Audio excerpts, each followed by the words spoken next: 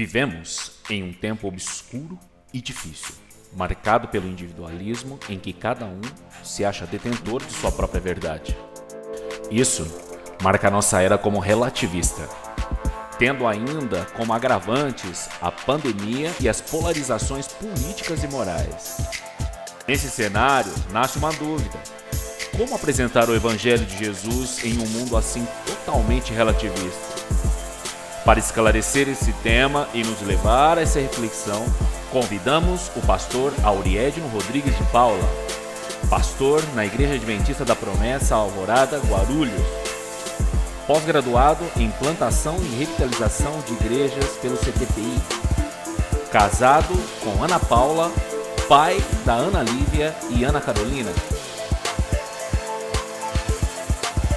Damos as boas-vindas ao pastor Auriedino no palco de nossa conferência.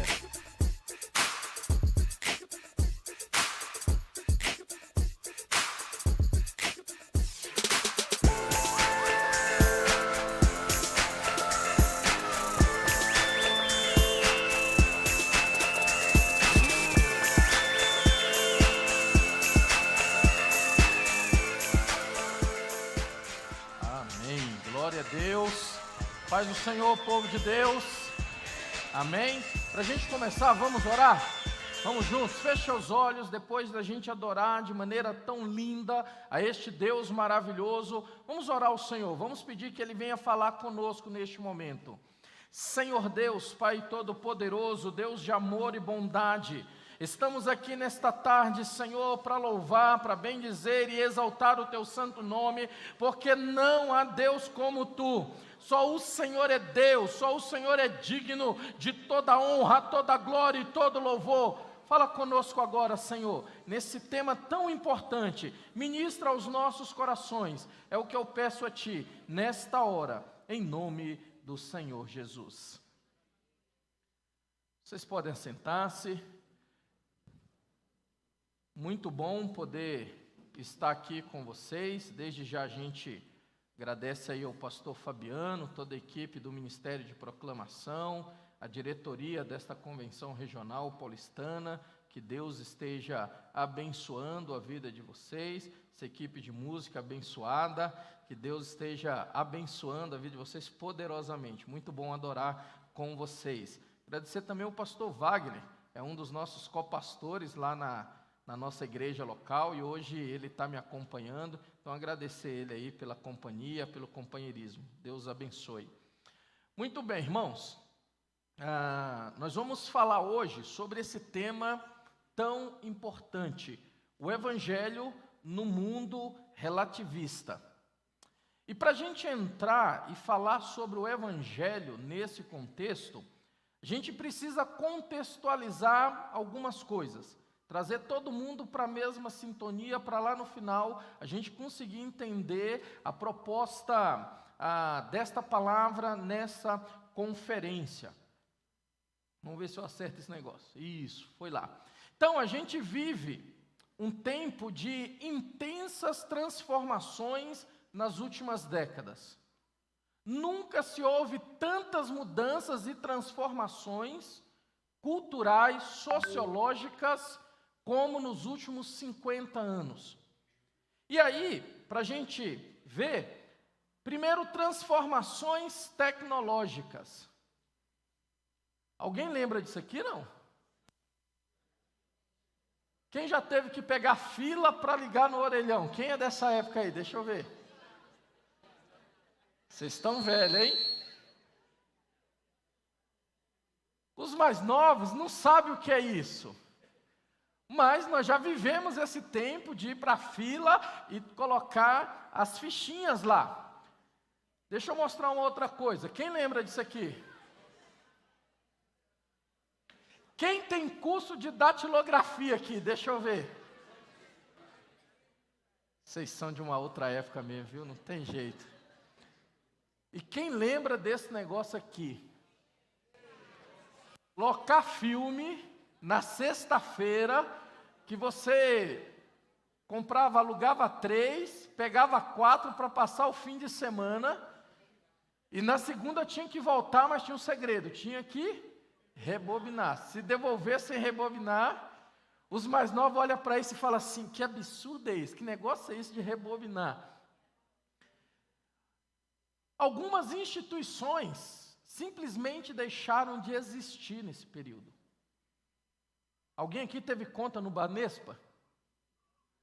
Olha, tinha gente aqui ainda dessa época, ó. Antigo Banespa já não existe mais. Blockbuster. Essa loja era uma loja locadora de filmes, daquela fitinha que a gente mostrou anteriormente. E no auge dessa loja, que tinha lojas espalhadas pelo mundo todo, no Brasil, normalmente nas lojas americanas, tinha uma representante deles lá, e no auge delas, chegou um projeto inovador para essa firma comprar.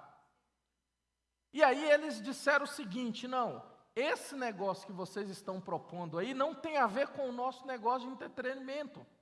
Porque a gente tem esse negócio de ter a fita física, as pessoas querem levar o filme. Então a gente não vai comprar esse projeto, e na época, poucos dólares, e eles abriram mão de comprar a Netflix, que depois se tornaria, hoje, a maior empresa nesse ramo. Simplesmente, a Block hoje deixou de existir. Outras instituições tiveram que se adaptar. Tem taxista aqui no nosso meio hoje? Não. Taxista ali. Uber. Tem Uber? Hoje taxista e Uber está quase ali, né? Tudo junto, faz as duas coisas. Mas teve uma época que virou uma guerra no país. Vocês lembram a briga que foi esse negócio? Também, dinheiro. Dificilmente a gente anda com dinheiro físico. Hoje é tudo digital, agora veio o Pix, tem as moedas digitais. E o que dizer dos nossos aparelhinhos?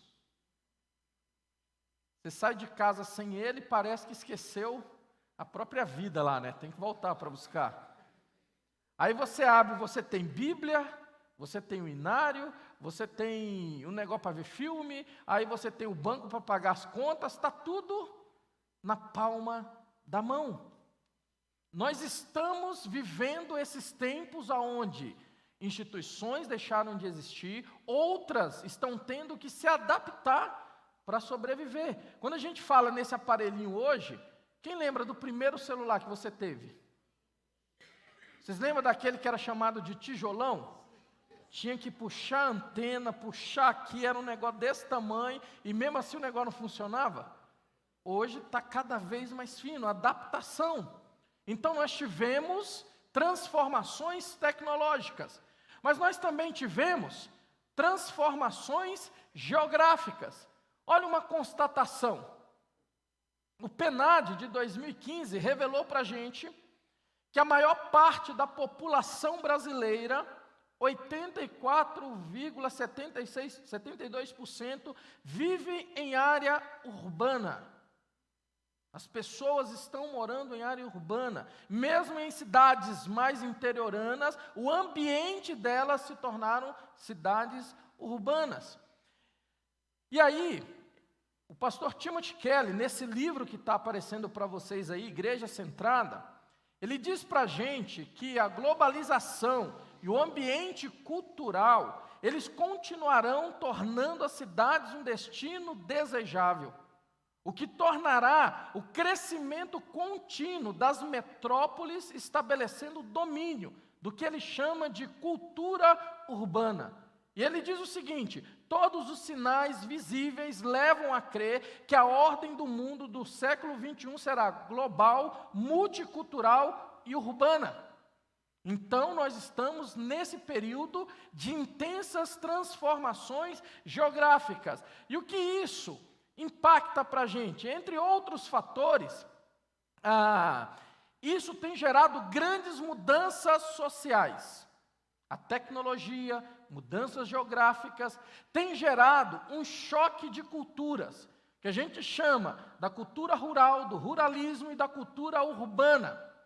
Apenas como exemplo, mudou o nosso consumo, porque na cultura rural, mesmo nas cidades, a gente tinha um mercadinho do seu Zé, do seu João, que você ia lá e comprava fiado, na caderneta, para no dia do pagamento ir lá pagar. Quem lembra dessa época? Nós estamos no momento de nostalgia aqui no início, né? E mudou também, só que hoje você vai num hipermercado, aberto 24 horas. Lá do seu Zé fechava às 18. E você tinha que comprar, senão você ficava sem um produto. E no mercadinho do seu Zé, você tinha um produto. Ah, eu quero óleo. Tinha um óleo. Eu quero feijão. Tinha uma marca de feijão. Ah, mas eu não gosto dessa marca. Só tem essa. Você vai no hipermercado e você chega naquelas gôndolas lá e você tem para todos os gostos, tipos, preferências. Você vai na parte lá de óleos, tem desde o mais barato ao mais caro, de óleo que você nunca imaginou ter visto, tem lá para você comprar. A gente está vivendo esse confronto e a gente está nessa cultura. O tempo, como é que era o tempo no período da cultura rural? O tempo ele era estático. Você tinha horário para começar o trabalho, sair de casa, almoçava, chegava em casa, você podia marcar o culto doméstico 8 horas da noite, orar com a família e depois de todo mundo dormir, não é? Você sabia qual era o horário que deveria começar. E na cultura urbana, o tempo é dinâmico. Cada um tem a sua própria rotina. Realizar o culto doméstico é um negócio quase impensável, porque tem um que sai 4 horas da manhã, o outro sai 8 horas, o outro vai à tarde, chega de madrugada. É difícil todo mundo se encontrar no mesmo horário dentro de casa, porque o tempo ele é dinâmico. Cada um tem a sua própria rotina. Cada um tem a sua maneira de determinar o seu tempo, por causa do trabalho, da faculdade. Essa é a nossa cultura. E a verdade? A verdade na cultura rural era uma verdade absoluta. Como nós estamos nesse período de início aqui na sessão nostalgia, eu lembro que quando eu era criança, eu aprendi a evangelizar, e a gente saía batendo de porta em porta, e quando a gente encontrava um irmão católico, qual era o tema? Imagem. Aí a gente dizia, imagem é pecado. Não, não é pecado. Aí a gente convidava ele e falava, pega a sua Bíblia, não vou nem mostrar na minha. Pega na sua que eu vou provar na sua Bíblia que é pecado. Aí ele ia lá, pegava a Bíblia dele, abria, a gente mostrava, na sua Bíblia aqui que a Tó está dizendo que é pecado. Quantos irmãos não se converteram dizendo, está aqui mesmo, está na Bíblia, é verdade, é pecado. Não, eu quero servir a Jesus, então eu abro mão da imagem. Quantos irmãos a gente não ouviu testemunhos assim? Hoje, mostra para alguém, aqui ó, tá. É verdade, está aqui, mas eu sou feliz com a minha verdade, e a minha verdade me basta. Então a verdade, nessa cultura urbana, ela se tornou relativa. Quando a gente fala de moral, na cultura rural, uma moral conservadora, na cultura urbana, a moral ela é liberal. Há 50 anos atrás, eu tenho 2 filhas, a Lívia e a Carol, a Lívia de 12, e eu já fico angustiado, eu já estou naquele processo de oração que ela entrou na adolescência. Apesar de eu ter combinado com elas que elas só vão namorar depois dos 21 anos, eu já estou na intercessão. Porque eu fico imaginando o corintiano chegando na minha casa e sentando no meu sofá e me chamando de sogro. Então esse negócio eu estou na oração. Mas imagina 50 anos atrás, a minha filha, eu não sou evangélico, não sou cristão, a minha filha chega em casa com o namorado e diz assim, pai, meu namorado vai dormir em casa na minha cama comigo. Eu não sou crente, eu ia bater na porta do vizinho, falar, o namorado da minha filha está querendo dormir aí, o que é que eu faço? Ele também não é crente, ele ia sair e falar, não, vamos lá e vamos dar um pau nesse cara, está achando que o quê? Vamos pegar ele de jeito, ele está achando que vai desonrar a família e tal, e não ia prestar um negócio. Hoje, não é na casa de não crente, é na casa dos crentes. Não, é melhor ele dormir aqui com a minha filha do que estar lá fora, porque a gente não sabe bem aonde vai estar. Essa é a nossa cultura. A moral, ela está liberal. E a cultura em si? Porque o que a gente não percebe, e nessas transformações todas, é que a nossa cultura deixou de ser cristã. Antes, a cultura era cristianizada. Desde quando teve o decreto lá do imperador dizendo todo mundo no império é cristão.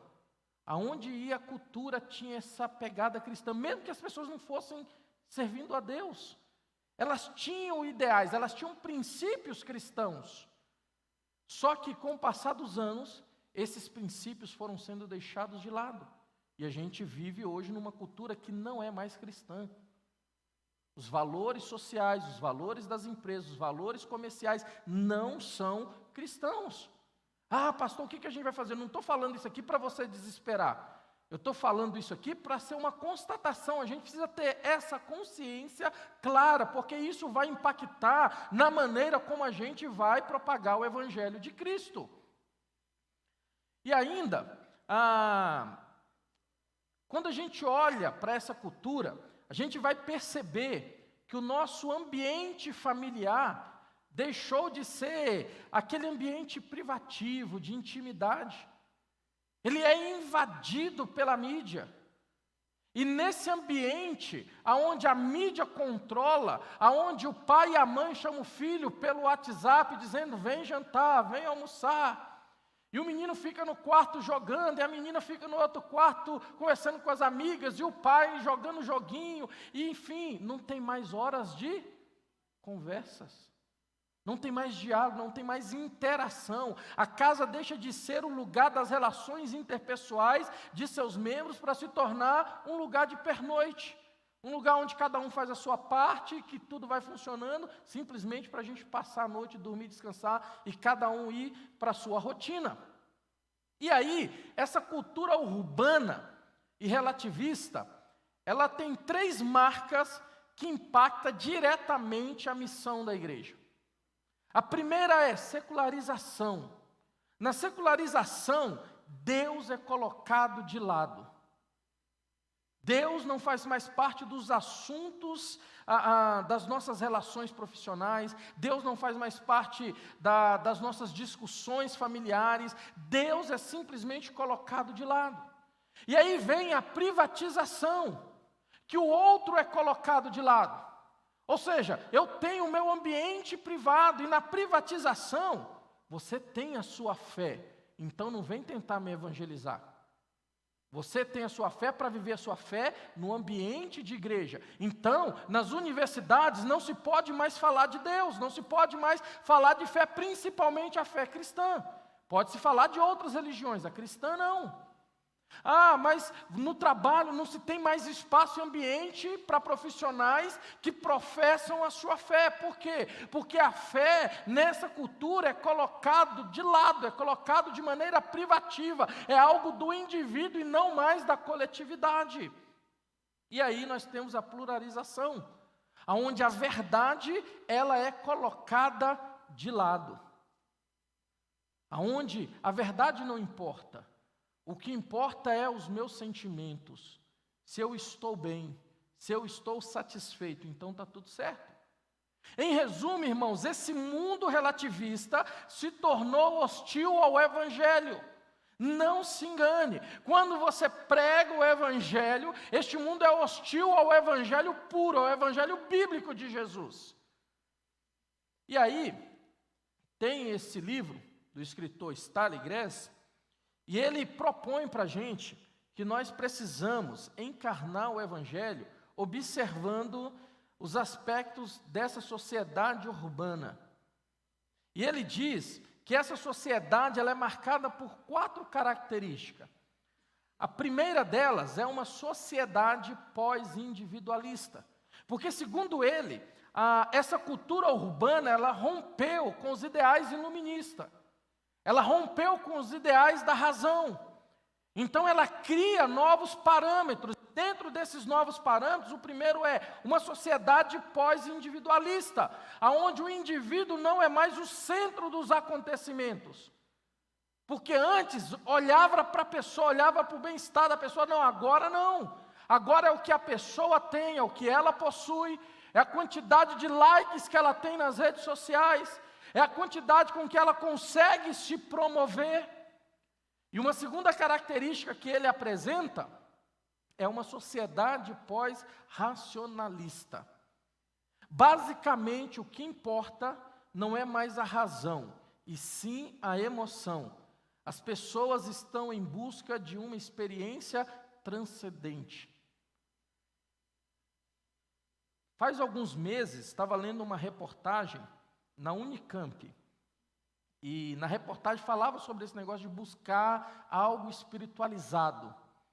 E aí, a entrevista era com um professor de medicina, que em determinado momento da aula de medicina, pegava os seus alunos e saía para o jardim da Unicamp para caçar gnomos. Porque eles acreditavam que se encontrassem os gnomos, eles iam encontrar algo transcendente. Pergunta que eu te faço é, em que época a gente ouviria um negócio desse numa faculdade renomada de um professor de medicina? Mas nós estamos numa sociedade pós-racionalista. Então aqui já tem algo importante para nós que pregamos o Evangelho. Não adianta você apenas trazer a razão. Não adianta apenas você dizer, é certo. Nós temos um problema nessa cultura. Ela é pós-racionalista, ela não lida bem com a questão da razão. Então a pessoa ela consegue nessa sociedade participar de um culto pela manhã na igreja, cantar com a Marcena e seu grupo, louvar a Deus, e à tarde ir para um centro espírita, à noite ir para uma balada. E para ela não tem nada de errado, porque afinal ela está em busca de uma experiência transcendente. Ela não está ligada a valores, ela não está ligada a princípios. E por que essa fala é importante, irmãos? Para a gente entender alguns comportamentos à nossa volta. Terceiro, essa é uma sociedade pós-dualista, onde não importa mais pensar no ser humano como partes opostas, e sim como o ser humano como um ser integral. Por isso discussões nessa época ganham tanta importância como o cuidado com a natureza, cuidado com o corpo. E nós não estamos dizendo que isso é errado, mas isso começa a ganhar valores acima de outros valores que deveríamos ter. Isso ganha um patamar que tem gerado preocupações.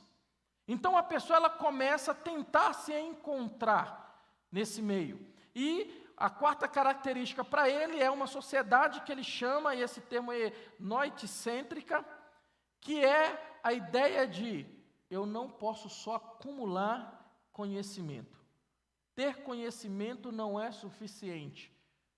Ou seja, apesar de parecer contraditório, as pessoas hoje vivem em busca de um conhecimento que seja aplicado no seu cotidiano. E deixa eu tocar aqui na ferida da igreja. Isso é importante porque se a gente não entender isso, a gente continua fazendo como a gente fazia antigamente. Antigamente a gente não dava muito, deixa eu usar isso entre aspas, a gente não dava muito valor para aquelas pessoas que faziam tudo certinho. Falava e fazia. A gente gostava muito da performance. A pessoa não é muito crente, ele tem uns problemas lá no trabalho, ele é meio enrolado no trabalho, mas ele prega com a beleza, ele tem um poder de convencimento, quando ele fala, as pessoas entendem. E muitas pessoas, de coração sincero, se convertiam a Cristo por isso. E olhava para a vida torta do indivíduo que discipulou ele, que orou com ele, que ensinou ele. Ele fala, não, todo mundo tem as suas falhas, então eu vou servir a Deus e vou olhar para Cristo aqui. Essa cultura não aceita isso. Essa cultura não aceita a ideia só do conhecimento. A prática precisa estar associada. Então, olha como isso é importante para a gente entender. Quando você fala para o seu vizinho, chama seu vizinho para vir para a igreja, fala de Jesus para ele. Quando o pastor marca o culto de evangelismo, que esse negócio de culto do evangelismo já é um problema para essa cultura. Mas aí, quando o pastor marca, fala, traz o vizinho, traz todo mundo. Aí você vai lá, bate na porta, queria que você fosse na minha igreja hoje, vai ter um culto especial para você. E aí, você está tentando trazer ele, mas na semana, você brigou com o vizinho. Ele colocou o funk lá, e você pegou o hino do brado, colocou a caixa de som virada para a casa dele e colocou no último volume. Você jogou carne, esse cachorro do vizinho está me perturbando. Você jogou carne envenenada para o vizinho, para o cachorro do vizinho. E ainda orou para Deus levar o cachorro em paz. Pastor, isso não é possível, é crente que faz isso, não é? Só que esse tipo de crente não coaduna mais com essa sociedade. Por quê? Porque eles olham. E por que que hoje os cristãos estão sendo tão atacados em relação à moral, em relação a comportamentos? Porque essa cultura, apesar dela ser toda problemática, ela quer que o discurso esteja alinhado com a prática. Então, quando eu falo que eu sou de Deus, eles esperam automaticamente o meu comportamento atrelado a isso. E quando eles não veem este comportamento atrelado com o meu discurso, não tem mais valor. Você pode falar as maiores verdades, não terá nenhum sentido para aquela pessoa. E aí, feito esse diagnóstico, pastor, como é que a gente prega então o evangelho nesse mundo tão complicado? Porque está difícil o negócio, está ou não está? Mas como é que a gente faz? E aí o texto de Atos 13, 36. Podemos ler junto lá, no 3? Vamos lá. 1, 2, 3. Tendo...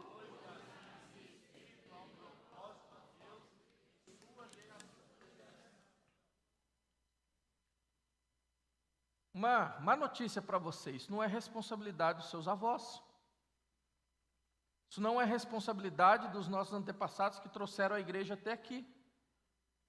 Pregar nessa cultura relativista é uma responsabilidade minha e sua. Por isso você está nessa conferência de missões. Por quê? Porque assim como Davi serviu ao propósito de Deus, na geração dele, Deus está nos chamando, Deus está chamando você, homem e mulher, líder na sua igreja local, para você servir a Deus, servir ao propósito de Deus nessa geração complicada, nessa geração difícil. E aí como é que a gente faz isso? Primeiro, deixa eu fazer algumas considerações sobre o evangelho. Quando a gente fala dessa cultura urbana, tem muita gente que demoniza essa cultura. E normalmente quem demoniza gosta muito daquele corinho. Eu não sou bom em música, então só vou citar o corinho. E essa terra vai pegar fogo. Quem lembra? E onde é que você vai morar? As vigílias naquela época pegava fogo esse hino. Aí a gente cantava, eu vou. Ou seja, a gente está dizendo, não, esse negócio dessa cultura urbana, da cidade, tem que pegar fogo nisso tudo. O meu negócio é a pátria celestial e eu não quero saber desse negócio. Mas a nossa história começa num jardim, mas termina numa cidade. Quando a igreja voltar, depois de passar um milênio com o Senhor, a nova Jerusalém vai descer, transformada, sem choro, sem pecado, é a cidade. O projeto de Deus é urbano. Quando a gente olha para o evangelho, o cristianismo cresce num ambiente urbano. Basta ver para onde vai as cartas de Paulo, basta ver Jerusalém, é um contexto urbano. Em seu início, a fé cristã era uma fé basicamente urbana. Com o tempo, com a conversão dos pagãos e tal, ela foi se tornando uma fé mais ruralista. E com a secularização ela se tornou ruralista. Então isso é uma boa notícia para nós. A nossa fé é urbana. E quando a gente olha para os evangelhos, quando a gente olha para as cartas, os problemas que aqueles irmãos enfrentavam naquela cultura urbana, por mais que hoje nós temos tecnologia, os problemas são os mesmos. São muito parecidos com os que nós enfrentamos hoje. Uma outra consideração, o evangelho é a única coisa que pode transformar o ser humano. Vocês ainda creem nisso, sim ou não? O evangelho de Deus é poderoso para transformar pessoas. A gente pode ter um culto muito gostoso, pode ter iluminação, banda, a gente pode ter tudo. Se faltar o evangelho, faltou o essencial, faltou tudo.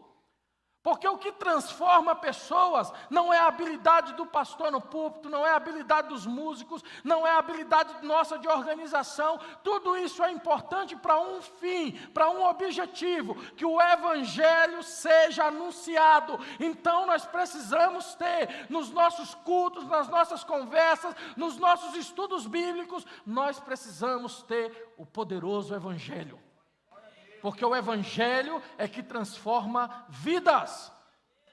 O pastor Jonas Madureira, ele disse essa frase: a igreja começa a morrer quando ela encontra outra coisa mais importante do que a pregação do Evangelho. Pode parecer, não, mas a igreja é para isso. Mas às vezes, o nosso coral tem mais importância do que o Evangelho. Às vezes, o nosso jeito de cantar tem mais importância do que o Evangelho. Às vezes, a minha maneira de vestir ou falar tem mais importância que o Evangelho. E aqui eu não estou falando de extremos, estou falando de gente equilibrada. Então, por vezes, tem coisas no nosso meio que ganham mais espaço do que o Evangelho. Não, eu só venho para a igreja porque eu cuido da salinha das crianças, dos cordeirinhos de Jesus. Se o pastor me tirar dos cordeirinhos de Jesus, eu não volto mais na igreja, porque perdeu o sentido da minha vida. É aquilo lá, eu só vou para a igreja para aquilo. O negócio é sério. Tem muitas coisas que nós colocamos como mais importante na igreja do que a pregação do Evangelho. Só que, quando a gente troca e tira a pregação do Evangelho, a igreja começa a morrer. Porque a vida da igreja está na pregação do Evangelho. E se a gente deixa o Evangelho de lado, nós temos um problema. Nesse livro, Axiomas, o pastor Bill Hybels, ele vai dizer uma frase que, quando eu li, apesar de ser verdadeira e se a gente conhecer, quando eu li aquilo mexeu comigo. A igreja local é a esperança do mundo.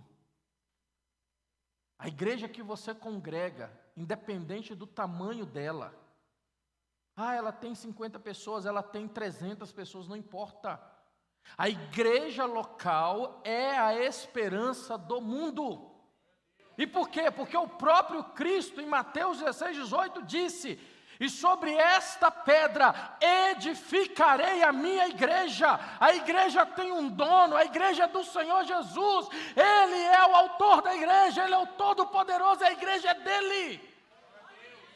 E é por isso que Ele diz: as portas do inferno não poderão vencê-la, porque a igreja é dEle, é Ele quem edifica a igreja dEle. É por isso que a igreja local é a esperança do mundo. Não quero entrar em polêmica, mas nenhum partido é a esperança do mundo. Nenhuma ideologia, seja de que lado for, é a esperança do mundo. A esperança que pode transformar o mundo é a igreja. Por quê? Porque a igreja é bonita? Porque nós somos... Não, vamos falar sério. Nós temos muito problema entre nós. Não é? Quer ver uma coisa? Tem corintiano aqui no nosso meio? Como é que pode um negócio dar certo com tanto corintiano? É o milagre de Deus, é a bênção de Deus. Não é?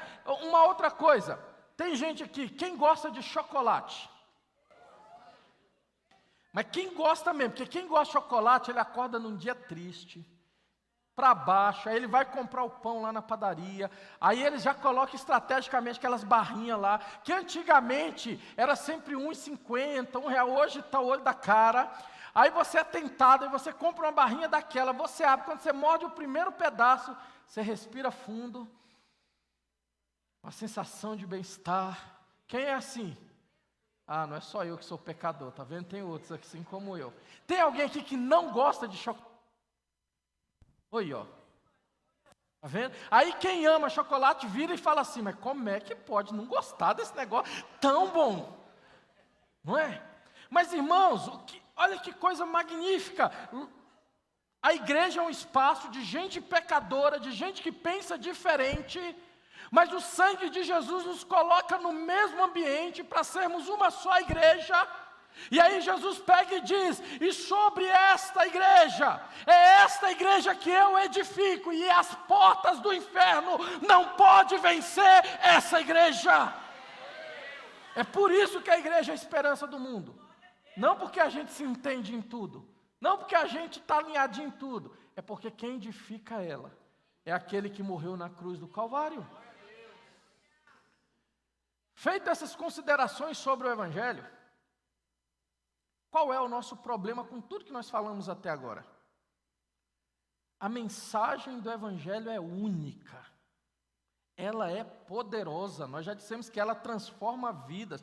Quantos testemunhos, se a gente pedisse aqui para alguns irmãos testemunhar, como ele saiu das trevas e veio para a luz, como Deus resgatou de um mundo que ele não tinha saída, era a morte, e ele está na vida. A gente sai daqui, nossa, o Evangelho é poderoso. Nós possuímos a maior e melhor mensagem, uma mensagem que pode restaurar vidas. E por vezes a gente simplesmente nessa cultura urbana não se leva em consideração a cultura das pessoas com as quais a igreja quer dialogar. Porque entre nós está tudo certo. A gente conversa, a gente faz no jargão, mas quando a gente vai para fora, trazer alguém que lembra que a cultura já não é mais cristã, ela é secular. Aí a gente vai conversar com eles, a gente não leva em consideração. E qual é o problema disso? Porque a gente tem falado aqui sobre essas mudanças nas últimas décadas. E aí fica muito claro para nós que essas transformações na sociedade gerou organizações, a cultura, não se baseia mais nas crenças básicas judaico-cristãs sobre a vida, sobre a moral.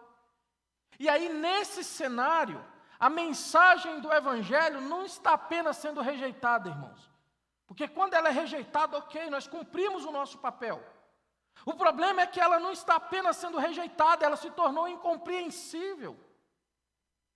E até mesmo odiada por alguns.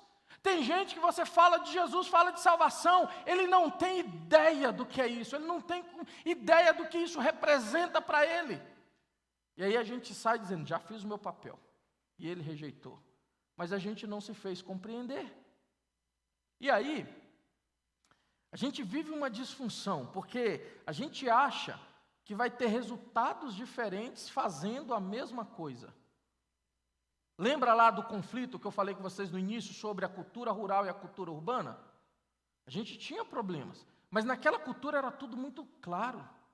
Naquela cultura você entregava um folheto na rua. Eu conheci um irmão, que eu tive o prazer de batizá-lo lá na igreja do Industrial, em Minas Gerais, que ele se converteu na nossa igreja porque ele recebeu um folheto. Aí ele leu o folheto. Aí ele falou, não, eu preciso conhecer essa igreja. Foi lá, conheceu a igreja, começou a relacionar. Resultado, aceitou Jesus, batizamos ele. Vai entregar folheto hoje na rua para você ver. Ele já recebe tantos folhetos, que mesmo você que é crente, quando recebe um folheto no carro, para não jogar no lixo, porque você pensa, é a palavra de Deus. Aí você coloca ali no console do carro, e ele fica ali, até o dia que você leva no lava-jato, que aí o lava-jato joga fora. Ou seja, às vezes nós queremos resultados diferentes, mas fazendo a mesma coisa numa cultura que já não é mais a mesma. Por isso, nós vamos fazer aqui algumas propostas.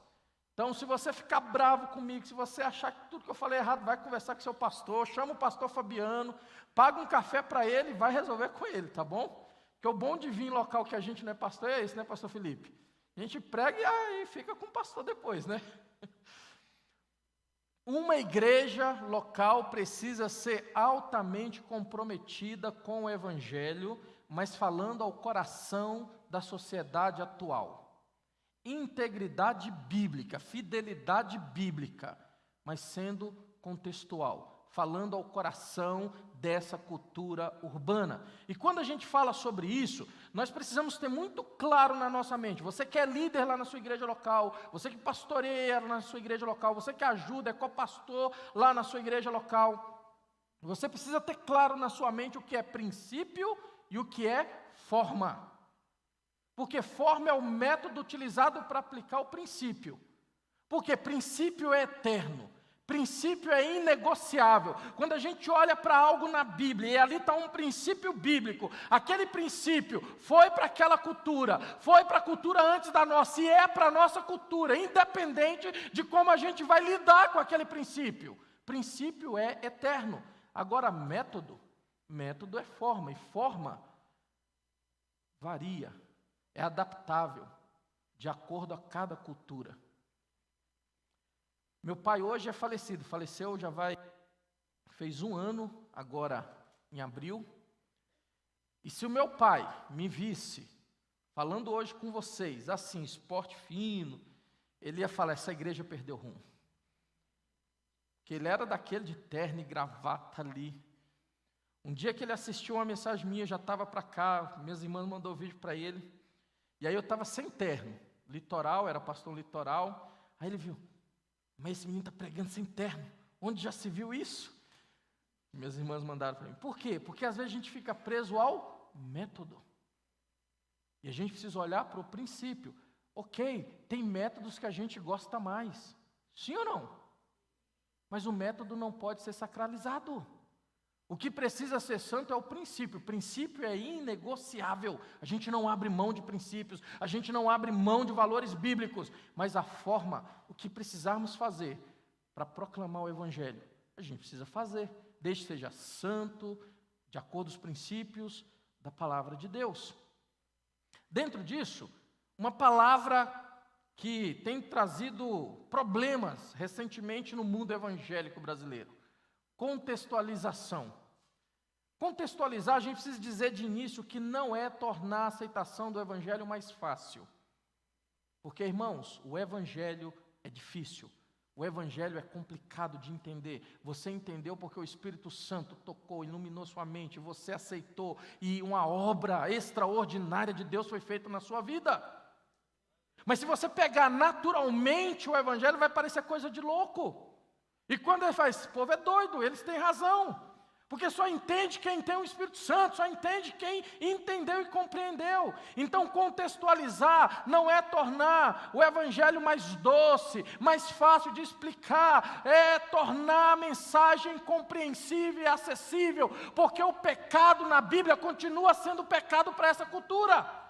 O que é transgressão da lei continua sendo transgressão da lei. Não podemos reduzir a mensagem do Evangelho para que ela se torne mais agradável para essa cultura, uma vez que só o Evangelho pode transformar vidas. Mas nós temos o dever de tornar compreensível a mensagem que nós temos.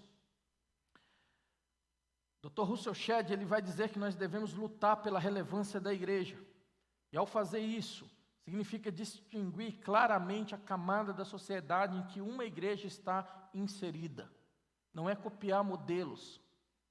A igreja aqui em Santa Amaro, ela tem características diferentes da igreja que eu pastoreio lá em Guarulhos.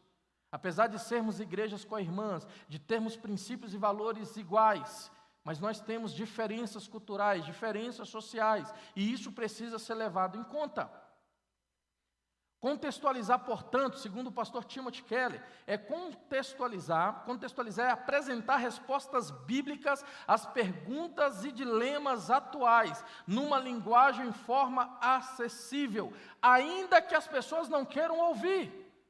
De uma maneira que, ao expor os argumentos e desafios da palavra com autoridade, os indivíduos sejam impactados a ponto de sentirem aquela mensagem, mesmo que ao final ele faça a opção de rejeitar o Evangelho. Mas se ele entendeu, ele sentiu, foi desafiado, ele pode fazer a opção de rejeitar, mas ele compreendeu aquela mensagem.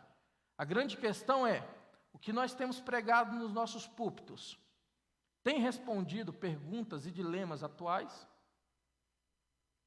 Ou às vezes a gente sobe, prega, fala e a gente vai embora com a sensação assim: nossa, isso aqui foi muito legal para 2000 anos atrás, mas eu não entendi para que serve para mim hoje. Isso é um desafio para os pastores e para aqueles que pregam nos nossos púlpitos.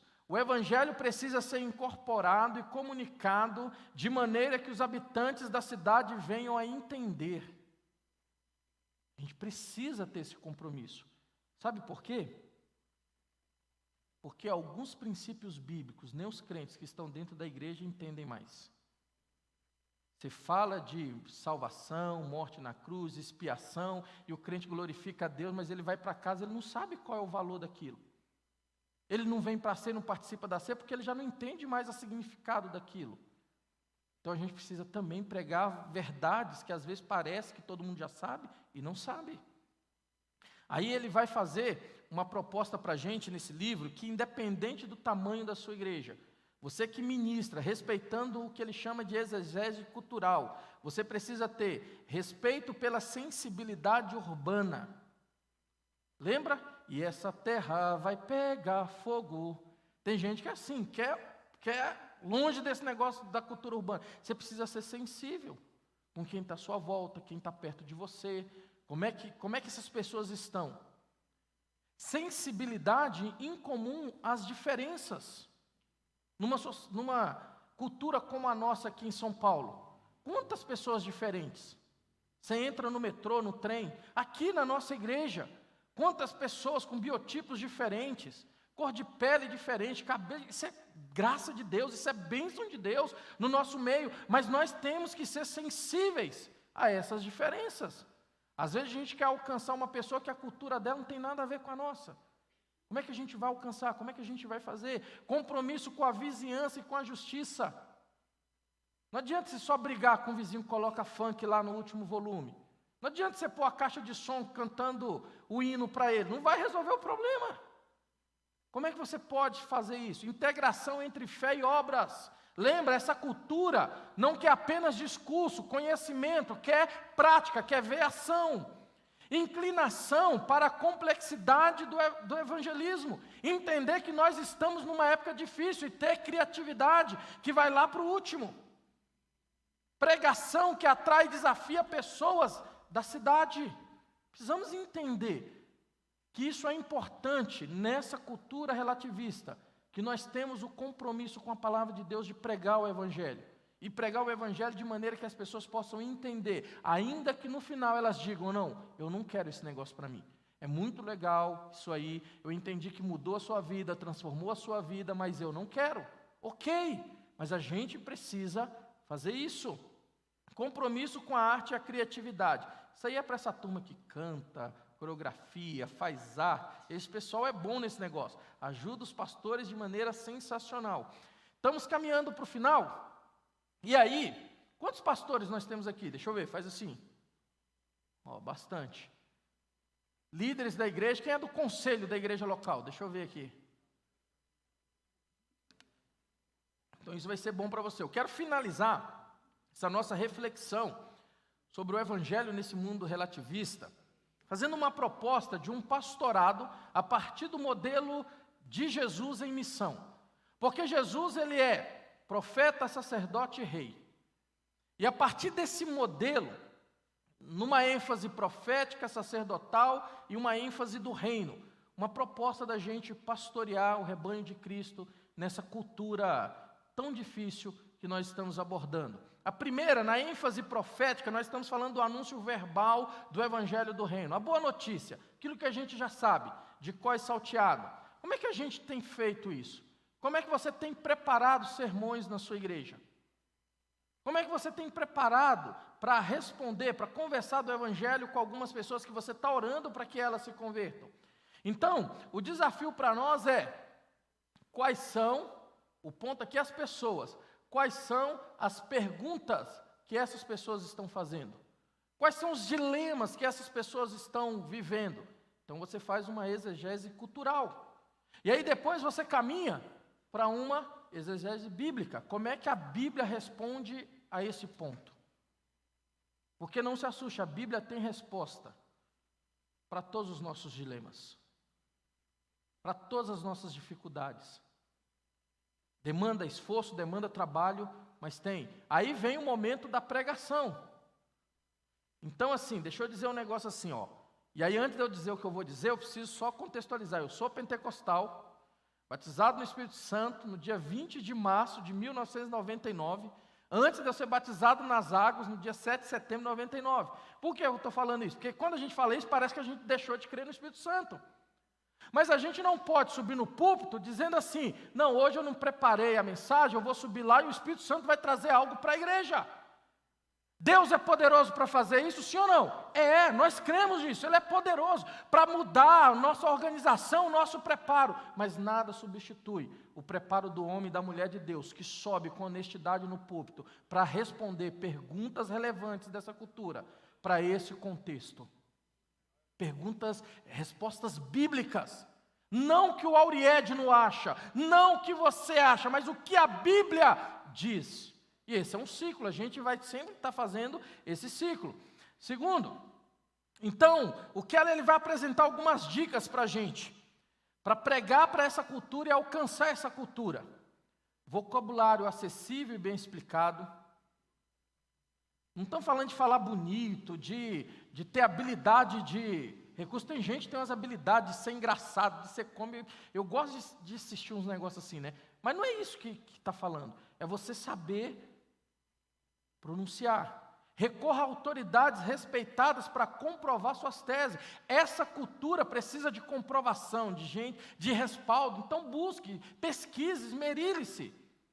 Desafie pressuposições culturais básicas. Algo que é básico na cultura e algo que é básico na cultura da igreja. É para ser assim? Desafie isso. Será que é para ser assim mesmo? Chame para uma motivação no Evangelho. Não defina o que você acha que tem que ser. Vai para a Bíblia e diz o que a Bíblia está dizendo que é para ser. Pastor, mas o que a Bíblia está dizendo que é para ser vai ser muito difícil, vai escandalizar os irmãos. Pregue o Evangelho. Porque quando a gente prega o Evangelho transforma. Ainda, leve a sério o momento do preparo da pregação. Ore, jejum, estude. Leve a sério a explicação do texto bíblico. Leve a sério a aplicação para responder as perguntas que estão sendo feitas. Pregue o Evangelho. E, se possível, tem gente que não gosta, mas se possível, pregue em série.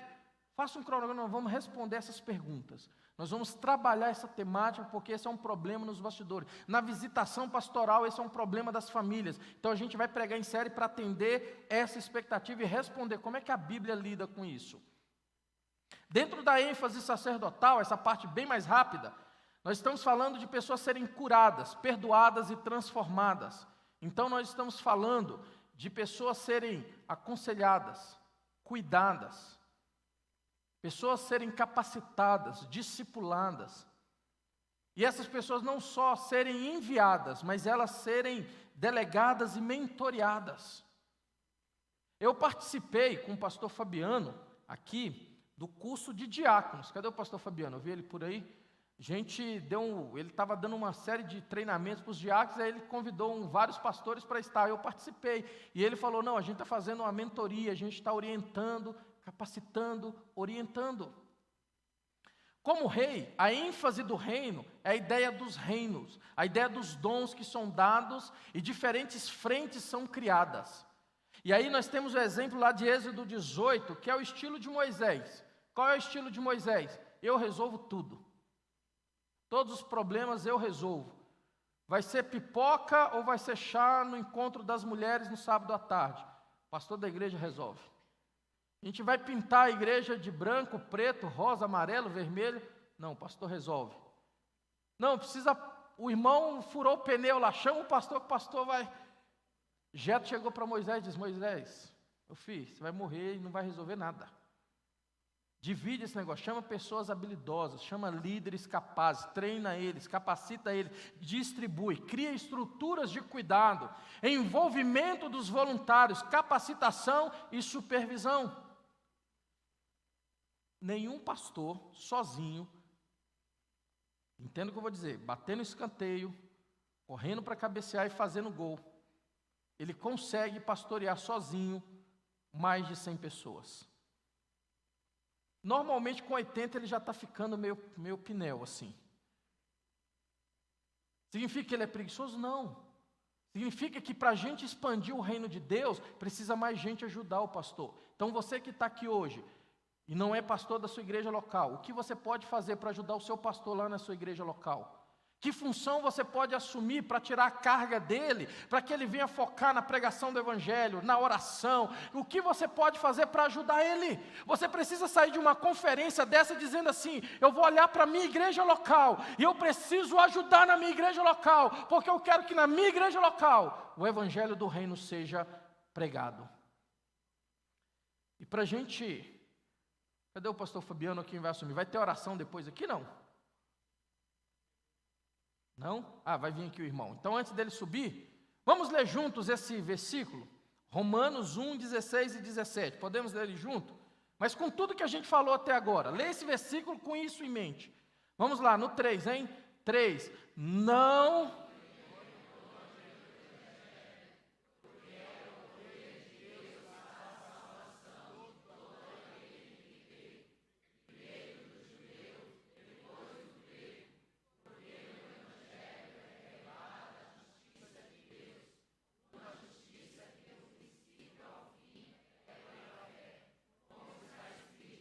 O justo viverá pela fé. Não me envergonho do Evangelho, amém? Não nos envergonhamos do Evangelho do Senhor. Ele é o poder de Deus para a salvação de todo ser humano nessa cultura relativista, nessa cultura urbana. Ainda que os tempos sejam difíceis, ainda que o momento seja cruel, a Bíblia diz que o justo, nós somos justos, amém? Você é justo. O justo viverá pela fé. Deus abençoe a sua vida.